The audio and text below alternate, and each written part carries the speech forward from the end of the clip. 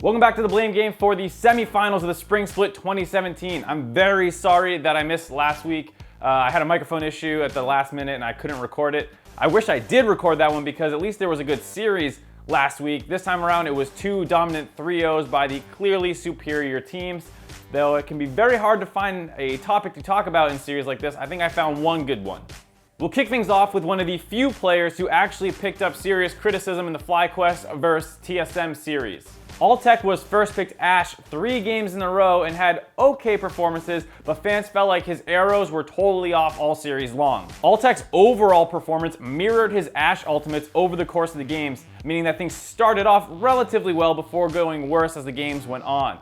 We'll take a look at the early and mid phases of the game in games 1 through 3 before moving on to look at the later game portions. Most of Altec's ultimates in the laning phase were actually good. That doesn't mean the play always worked out, but the idea behind them was solid.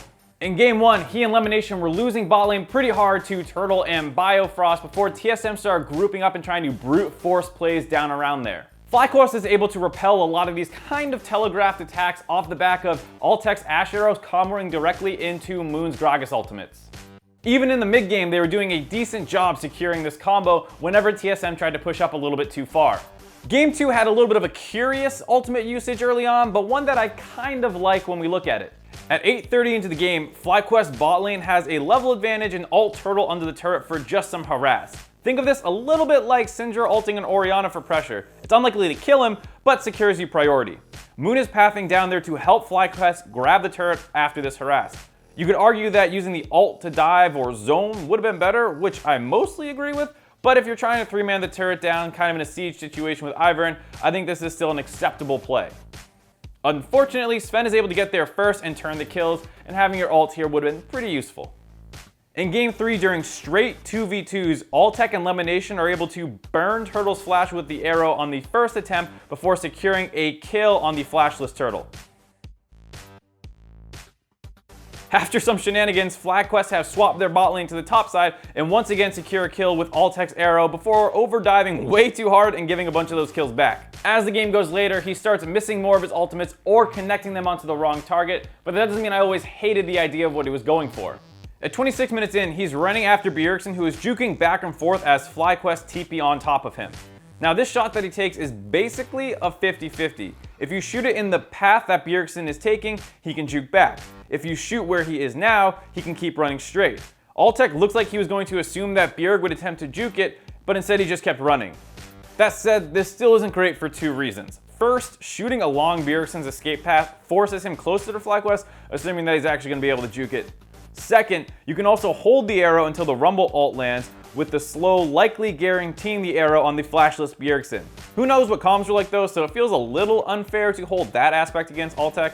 All in all, this wasn't a great arrow, but not an awful one either. Sometimes they were also just super hard to hit, like trying to snipe a Moby Boots Cloud Drake Lulu. Maybe it's a bad decision to even aim at him, but that's a different discussion. That's not to say that every arrow Altec missed was just a good decision that went wrong. Some of them were just blatant whiffs, like this one that he shot at Bjergsen, who was ulting on top of him with Talia. Teamfighting ultimates were his biggest struggle over the course of the series, where he pelted Honster numerous times. It's true that sometimes you can credit it as good frontlining, and sometimes it can be correct to CC the tank so you can actually melt him down first. Most of the time, neither of those were the case, and Altec would have been much better off holding it or just having better accuracy as he tries to thread it past the front line. Whew, that's a lot of talk about Altec's ass. To recap, he had some good ultimates, he had some ultimates, and some ultimates. Now, if you're gonna tell me that Altec's Ashe would just be average overall, I would say that's expected, so I feel like the blame is off. Our other topic this week is Phoenix 1. The team looked good all split long, especially after Meteos joined, but towards the end of the season, started doing seemingly random roster swaps. This continued during their series loss versus C9, and fans started to call them out for it. I'll keep this one short and sweet because the answer is basically, who knows? I'm sure that going with Inori was the better option over going with Meteos generally, but the swaps between Shady and Stunt, I don't think anyone has a good idea of. There's a couple of examples where you can say, ooh, Shady got caught out here when that wouldn't have happened to Stunt, but that's mostly hypothetical.